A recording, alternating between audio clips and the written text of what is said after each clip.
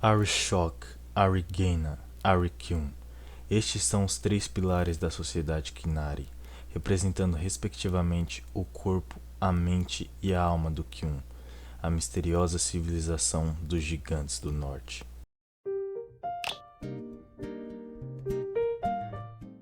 Pouco sabemos sobre os Qunari se compararmos com as demais raças em Thedas. Existem muitos mistérios e teorias os envolvendo, desde sua primeira aparição até o futuro de suas ações, tudo parece ser um completo mistério. No entanto, existem algumas entradas de códice que podem esclarecer um pouco sobre a fundação do Qun, sendo a que mais se destaca a um trecho do Qun, Canto 1. Há muito tempo, Ashkari vivia em uma grande cidade à beira-mar. A riqueza e a prosperidade brilhavam sobre a cidade como a luz do sol. E ainda assim, seu povo resmungava em descontentamento. O Ashkari andou pelas ruas de sua casa e viu que tudo ao seu redor eram sinais de gênio. Triunfos da arquitetura, obras-primas artísticas, palácios de comerciantes ricos, bibliotecas e salas de concerto. Mas ele também viu sinais de miséria. Os pobres, doentes, perdidos, assustados e os desesperados. Então, Ashkari se perguntou: como pode um povo ser sábio e ignorante, grande e arruinado, triunfante e desesperado? Assim, Ashkari deixou a terra de seu nascimento, procurando por outras cidades e nações, procurando um povo que tivesse encontrado sabedoria o suficiente para acabar com a desesperança e o desespero. Ele vagou por muitos anos através de impérios cheios de palácios e jardins, mas em cada nação dos sábios, dos grandes, dos poderosos, ele encontrou os esquecidos, os abandonados e os pobres. Finalmente, ele chegou a um vasto deserto, um deserto de rocha nua, agarrado ao céu vazio, onde ele se abrigou à sombra de uma rocha imponente e resolveu meditar até encontrar sua resposta, ou perecer. Muitos dias então se passaram, até que em uma noite, enquanto ele olhava para fora da sombra das rochas, ele viu o deserto sem vida despertar. 100.000 gafanhotos eclodiram do solo estéril, e como eles se voltaram para o sul, uma única onda de terra em movimento. Ashkari se levantou e seguiu seu rastro, um caminho de devastação de quilômetros de largura, a terra outrora verdejante, transformada em lixo, e os olhos de Ashkari foram abertos. A existência é uma escolha. Não há caos no mundo, apenas complexidade. O conhecimento do complexo é sabedoria. Da sabedoria do mundo vem a sabedoria do eu. O domínio do eu é o domínio do mundo. A perda do eu é a fonte do sofrimento. O sofrimento é uma escolha e podemos recusá-lo. Está em nosso próprio poder criar o mundo ou destruí-lo. E o Ashkari para seu povo retornou. Para muitos, os Qunari não passam de uma sociedade militarista que vive em prol da guerra. Para outros, uma sociedade pautada na ordem e nos deveres do indivíduo como um todo. Sendo assim, em sua sociedade, alguém que é designado a uma tarefa dedica sua vida à mesma, jamais desviando do caminho imposto pelo Qun. Porém, nós não chegamos a conhecer toda a extensão de sua filosofia, já que nem mesmo aqueles que vivem pelo Qun a dominam por completo, pois os guerreiros, por exemplo, só são ensinados sobre uma parte da filosofia que lhes diz respeito, assim como os artesãos, fazendeiros, etc.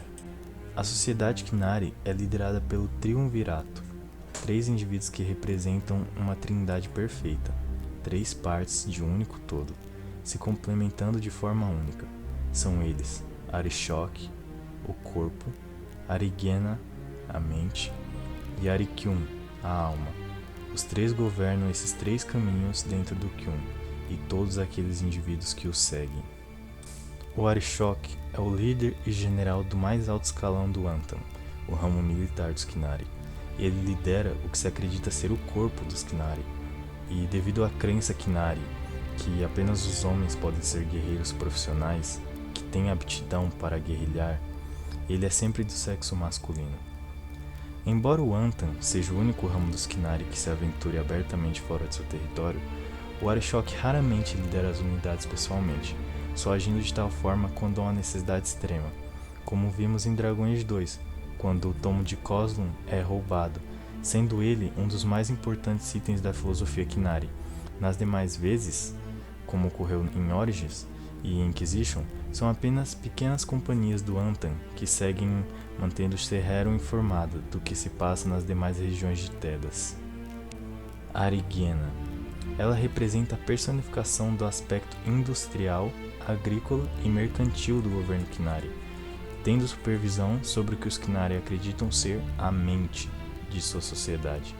E assim como ocorre com o Arishok, os Qunari têm a crença de que apenas mulheres podem ser boas em atividades de gestão, e assim como colocar uma para guerrear seria desperdício de recursos, o mesmo aconteceria com um homem colocado em um papel de administração. Não importando quão bom eles possam ser, eles não poderiam superar alguém com o gênero destinado para aquela atividade. Assim, a Arigiena é sempre feminina. Os mercadores e artesãos do Qun são encarregados da construção de todos os bens necessários para os Qunari, como armas, materiais de construção e até mesmo alimentos, tendo sua distribuição justa entre todos os crentes e seguidores do Qun. O líder espiritual Qunari tem como título Arikyun, representando a alma de sua sociedade, assim como o Arishok representa sua contraparte física, o corpo, e a Arigiena representa a mente dos Qunari. O Arikyun pode ser tanto do sexo masculino quanto do feminino, pois os Qunari acreditam que não há um gênero específico com uma aptidão maior ou menor para assumir esse ramo do Qun. O Arikyun comanda os seguintes ramos do sacerdócio Qunari: as Tamastrans, um papel exclusivo do gênero feminino, que controlam e programam a reprodução seletiva dos Qunari, criam todas as crianças e oficialmente atribuem seus papéis. As Tamastrans exercem uma enorme quantidade de influência na sociedade Qunari, tendo em vista que cuidam de perpetuar a raça de maneira seletiva, buscando desenvolver cada vez mais os Qunari, o que pode ser feito como uma espécie de seleção natural, e definir o papel dos futuros seguidores da sociedade. Os Ben-Hassrat, ou Coração de Muitos, podem ser homens e mulheres, que atuam principalmente como aplicadores da religião e da lei e também reeducam tanto os Qunari indisciplinados quanto os novos convertidos, podendo usar a substância conhecida como Kamek para enfraquecer e deteriorar a mente dos transgressores, os tornando mais suscetíveis à reeducação. Os Ben-Hassrat também agem como espiões Qunari secretos. Ao analisarmos a sociedade Qunari e ver como ela é organizada, essa sem dúvida é uma das maiores diferenças se compararmos com as monarquias, formas de governo mais comum em Tedas. Nas monarquias, pode-se dizer que o cérebro governa o corpo, ou o mais capaz ou predestinado determina como a sociedade deve seguir. Já os Qunari acreditam que outras partes do corpo também governam, como o coração e os pulmões, que governam suas respectivas esferas, sendo assim simplesmente partes do todo, trabalhando juntas em prol do coletivo, tornando sua sociedade unificada e poderosa, mesmo que de forma repressiva. Apesar de todas as ressalvas que podemos ter com relação ao Qun, uma coisa é inegável: a forma como a sua sociedade se interliga como diferentes partes de um único organismo vivo, forte e convicto é algo admirável. E apesar dos mistérios e teorias, e até mesmo críticas, eu espero que possamos ver mais sobre a misteriosa sociedade dos Gigantes do Norte no futuro da série, principalmente em Dreadwolf. Mas bom, esse foi o vídeo de hoje. Obrigado por assistir até aqui, espero que você tenha gostado, e se curtiu, por favor deixe seu like e se inscreva aqui no canal. Eu estou pretendendo fazer uma mudança no meu conteúdo e gostaria de falar mais um pouco sobre os jogos que eu tenho jogado e que eu gosto. E Dragon Age com certeza vai estar entre um deles. Se for o caso, eu espero você no próximo vídeo. Até lá!